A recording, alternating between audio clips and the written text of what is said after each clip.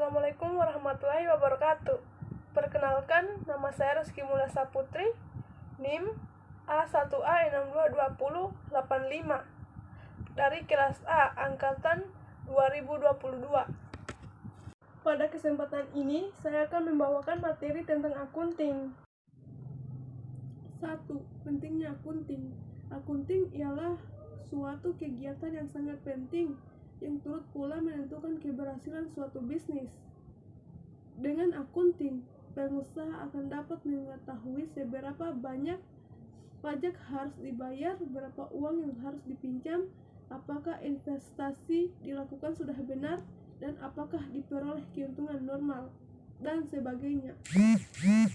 Setiap bisnis pada akhir tahun sekurang-kurangnya menyiapkan 2 laporan keuangan, yaitu laporan keuangan dan laporan pendapatan.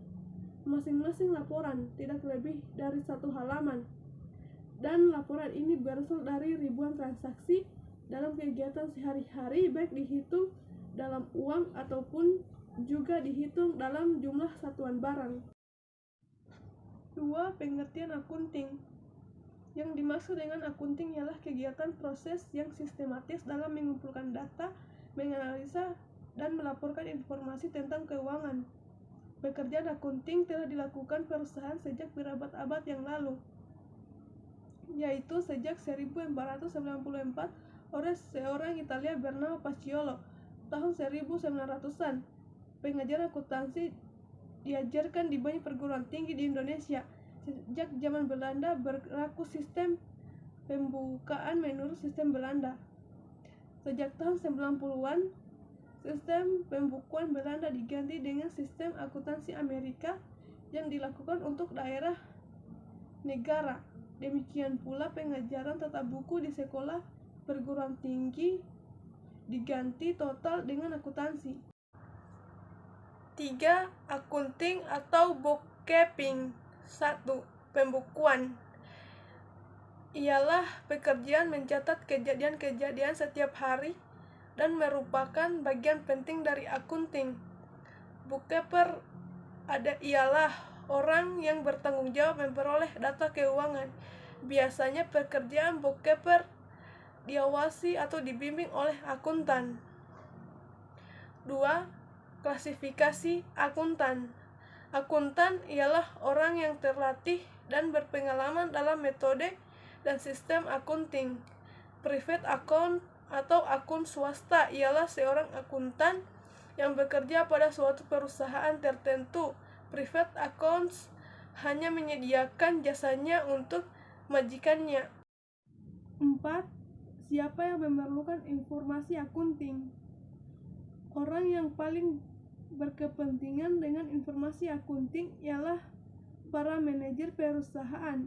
Manajer dapat memperoleh segala data yang ia perlukan mengenai perusahaannya, yaitu menyangkut penghasilan, biaya, utang piutang, keuntungan, dan sebagainya. Orang atau lembaga lain yang berkepentingan dengan informasi akunting ialah perbankan, guna menetapkan kebijaksanaan perkreditannya.